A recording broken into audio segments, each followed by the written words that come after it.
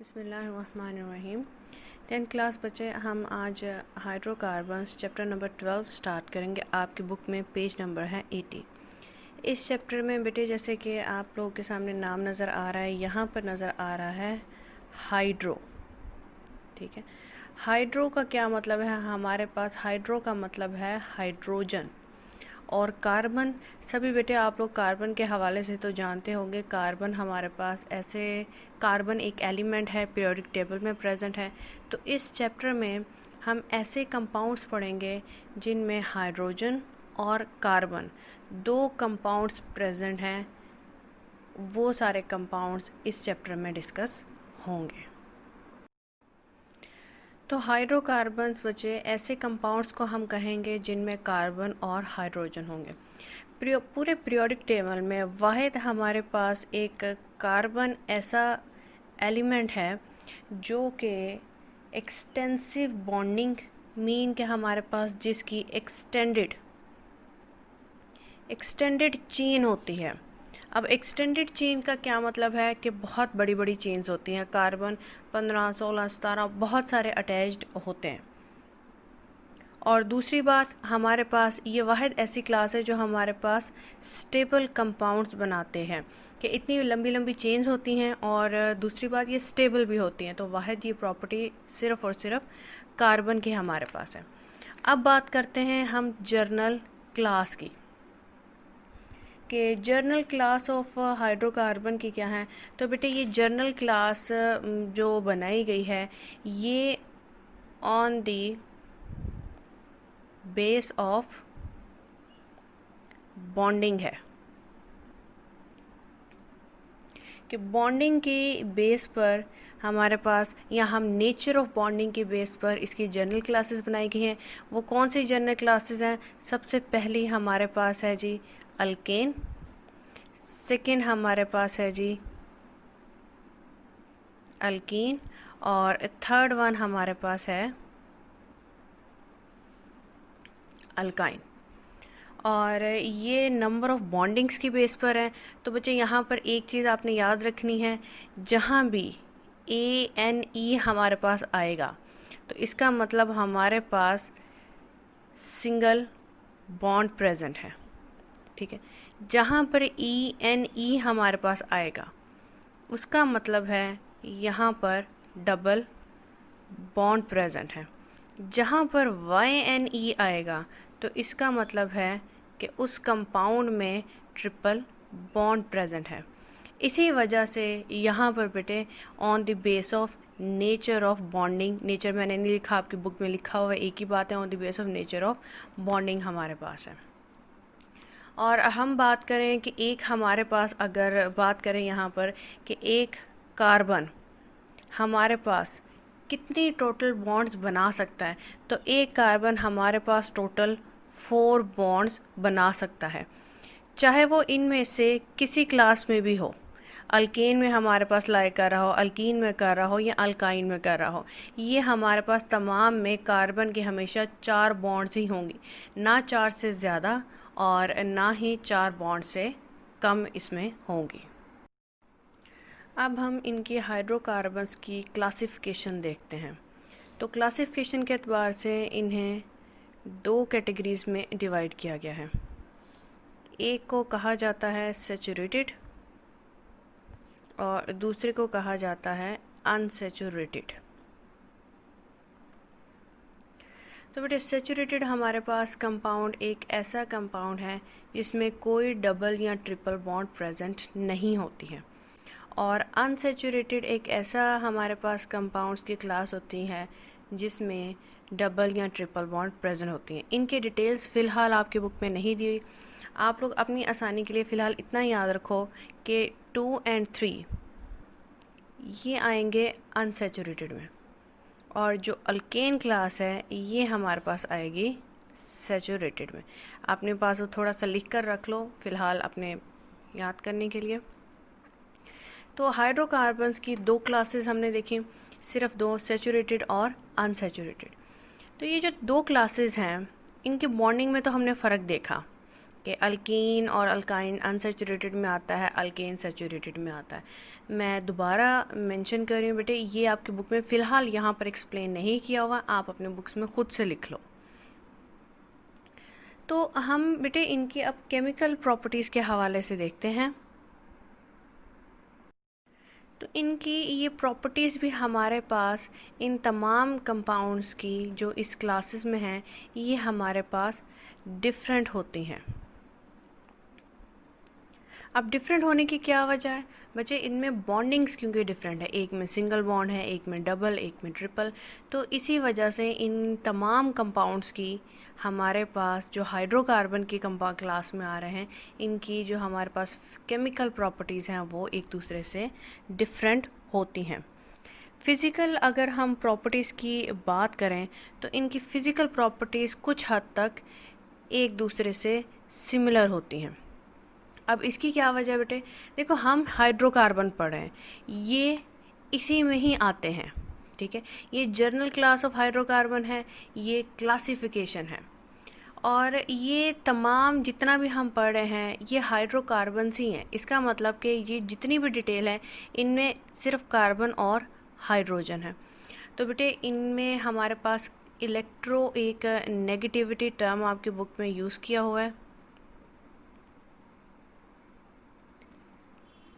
ये टर्म बेटे क्या है? Tendency to attract the shared pair of electron. 9th class में इसकी डेफिनेशन भी है।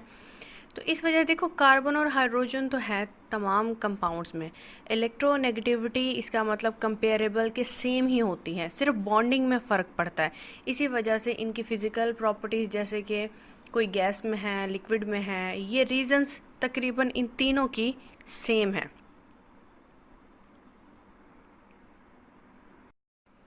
अगर हम बात करें कि हमारे पास ये कंपाउंड्स पोलर हैं या नॉन पोलर, तो ये कंपाउंड्स हमारे पास सारे के सारे नॉन पोलर हैं।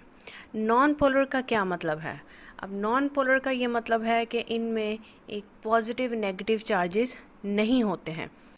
हम लोग आगे पढ़ेंगे इनमें पॉजिटिव नेगेटिव आएंगे, लेकिन वो कंप्लीट पॉजिटिव नेगेटिव चार्जेस नहीं होंगे, वो पार्शियल पॉजिटिव एंड नेगेटिव होंगे।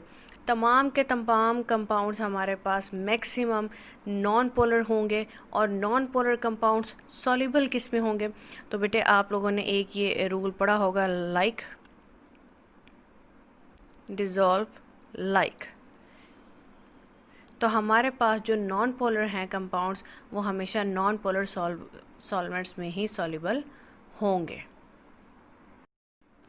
अच्छा, अगर हम एक एग्ज़ाम्पल देखें कि जो हम हाइड्रोकार्बन ये सारे पढ़े हैं, आम ज़िंदगी में हम हाइड्रोकार्बन्स हम कहाँ इन्हें एग्ज़ामिन कर सकते हैं? तो बेटे जो हमारे पास नेचुरल गैस होती है, घरों में जो आग जलाने के लिए गैस यूज़ होती है, वो हमारे पास मीथेन का नाम है उसका, और फॉर्मूला उसका है CH4। तो देखो इसमें कार्बन है और हाइड्रोजन है, तो ये हमारे पास हाइड्रोकार्बन की क्लास में आती है। तो बेटे ये हमारे पास किस फॉर्म में है? ये एक गैशियस फॉर्म में है। तो अगर हम बात करें कि हमारे पास ये हाइड्रोकार्बन्स की अपीयरेंस कैसी होगी, सॉलिड होंगे, लिक्विड होंगे या गैसेस होंगे, तो बेटे हम ये कह सकते हैं कि हमारे पास कंपाउंड्स गैशियस फॉर्म में इनमें होते हैं रूम टेम्परेचर पर। और इनका ये भी एक वर्ड आपको यूज़ किया गया है यहाँ पर, low molecular mass. Low molecular mass का क्या मतलब है बेटे? कि इनका मॉलिक्यूलर मैसेज हमारे पास कम होंगे। आपके पीरियोडिक टेबल में आपने एटॉमिक मैस, एटॉमिक नंबर्स की टर्म देखी होगी, तो उस हवाले से ही है, जिनमें आप सिंपल सा फ़िलहाल ये कंसेप्ट देख लो कि इनमें देखो कार्बन भी कम है, हाइड्रोजन भी कम है। जिसमें कार्बन 10 हो, हाइड्रोजन उस लिहाज से ज़्यादा होंगे, तो वो यकीनन इससे हैवी होगा, तो वो कहलाएगा हाई मॉलिक्यूलर मैस वाला। तो यहाँ पर समराइज़ करते हुए, लो मॉलिक्यूलर मैसेज हमारे पास जितने कंपाउंड्स हैं, या तो वो हमारे पास गैशियस फॉर्म में होंगे, या वो हमारे पास हाईली वोलेटाइल होंगे। हाईली वोलेटाइल का क्या मतलब है कि इजीली वेपर्स में कन्वर्ट हो सकते हैं। जैसे जैसे मॉलिक्यूलर मास बढ़ेगा, जस्ट सपोज दैट कि एक कंपाउंड उसमें कार्बन है 1, दूसरे में कार्बन 2 है, कार्बन 3 है, कार्बन 4 है, तो जैसे जैसे इनके मॉलिक्यूलर मासेस बढ़ेंगे, इनकी वोलेटिलिटी का क्या मतलब है कि वेपर्स में कन्वर्ट होने की capacity to convert into vapours, वो कैपेसिटी इनकी कम होती जाएगी। जैसे बेटे बात की गई है, फॉसिल फ्यूल हमारे पास एक बहुत इम्पॉर्टेंट सोर्स है। जो नेचुरल गैस हैं या पेट्रोलियम हैं वो इसी फॉसिल फ्यूल से ही हमारे पास मिलते हैं। बहुत सारी प्रोडक्ट्स बेटे इसमें से बनती हैं। हाइड्रोकार्बन हमारे पास, इसके अलावा एक तो फॉसिल फ्यूल हो गया, इसके अलावा हाइड्रोकार्बन से हम बहुत सारे और कंपाउंड्स भी बना सकते हैं। और कंपाउंड्स हम कौन से बना सकते हैं, जैसे कि आपकी बुक में लिखा हुआ है प्लास्टिक के, जो प्लास्टिक घरों में इवन के प्लास्टिक के जो बर्तन हैं या दूसरी चीज़ें हैं वो बहुत सारे इन्हीं और हाइड्रोकार्बन से ही बनाए जाते हैं। इसके अलावा बेटे सिंथेटिक जो हमारे पास रबर है, कि सिंथेटिक रबर हमारे पास इसी से बनती है। सिंथेटिक फाइबर हमारे पास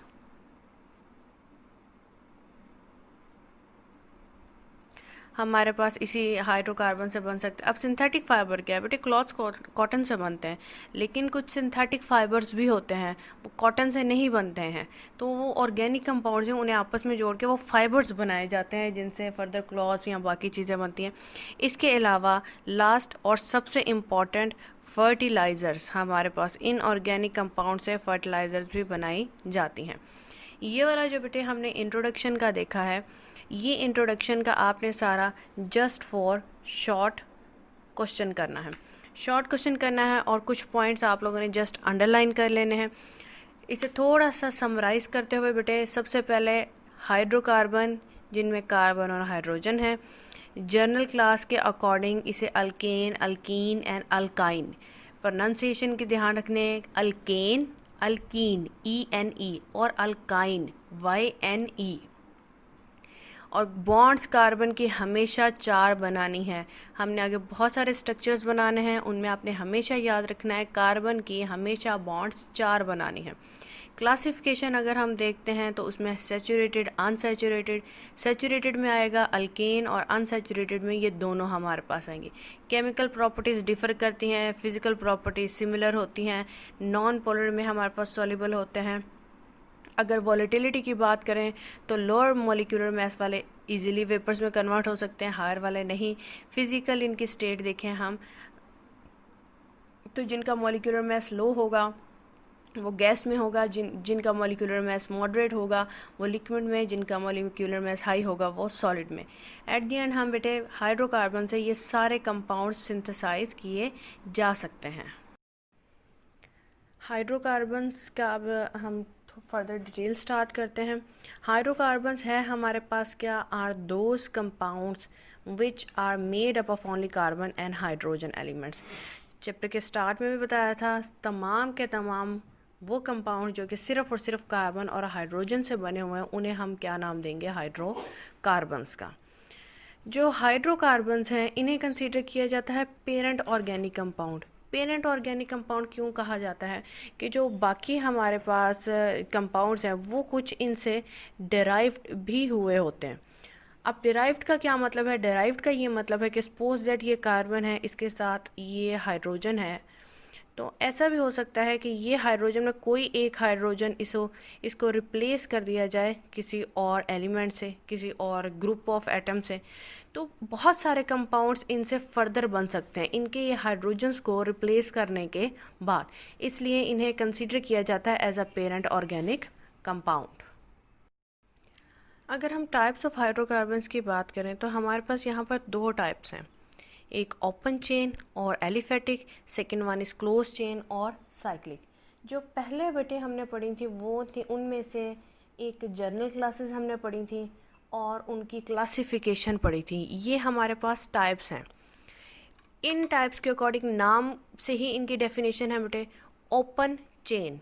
ओपन चेन का क्या मतलब है कि हमारे पास कार्बन चेन फॉर्म में नहीं होगी, या तो वो स्ट्रेट ही होगी। और इसका दूसरा नाम है एलिफेटिक।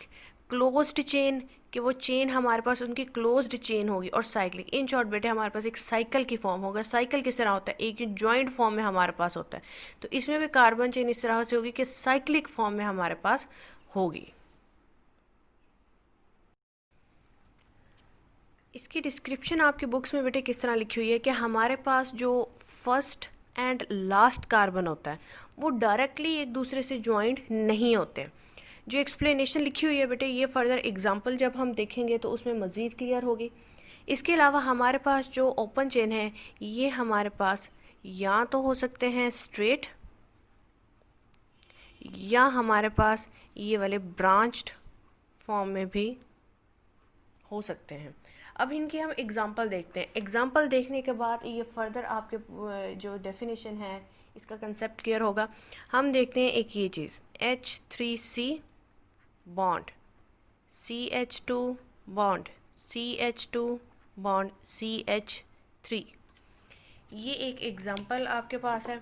इसमें बेटे सबसे पहले हम इस एग्जांपल को देखते हैं। तो बेटे एक कार्बन की हमने अभी पढ़ा था कि कितनी बॉन्ड्स होती हैं, 4। तो यहाँ पर बेटे सबसे पहले ये देखो एक कार्बन है, इसकी 3 बॉन्ड्स, ये 3 हाइड्रोजन लगे हुए हैं, एक ये वाली बॉन्ड, तो टोटल कितनी होगी 4। इसी तरह इस कार्बन की 2 हाइड्रोजन लगे हुए हैं और 2 ये बॉन्ड्स, टोटल कितनी होगी 4। इसी तरह इन दोनों की। इसके अलावा बेटे आप लोगों ने हमारे पास यहाँ पर कुछ नेमिंग है।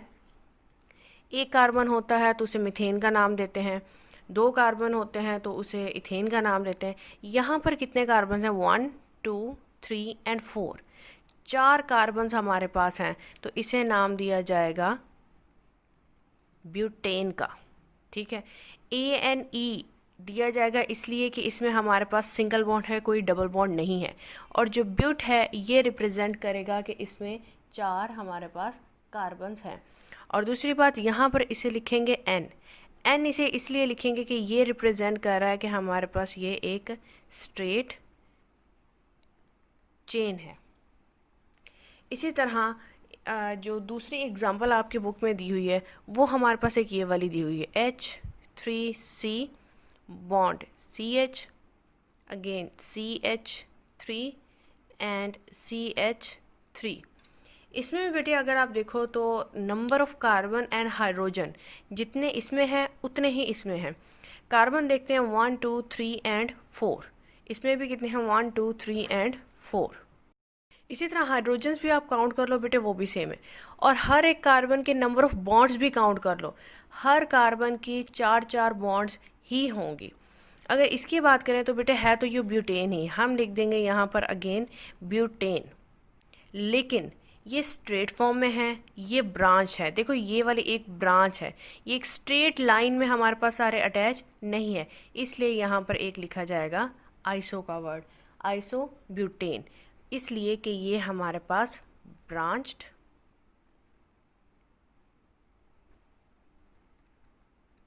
चेन है। तो हमारे पास बेटे एलिफेटिक कंपाउंड्स की यहाँ तक सारी डिस्क्रिप्शन हो रही है ख़त्म। अभी आप लोग यहाँ तक अच्छे तरीके से कर लो। जितना हमने टॉपिक पढ़ा है that is just for short questions. हम देन फर्दर इसकी टाइप्स स्टार्ट करेंगे और इसे भी डिटेल से पढ़ेंगे।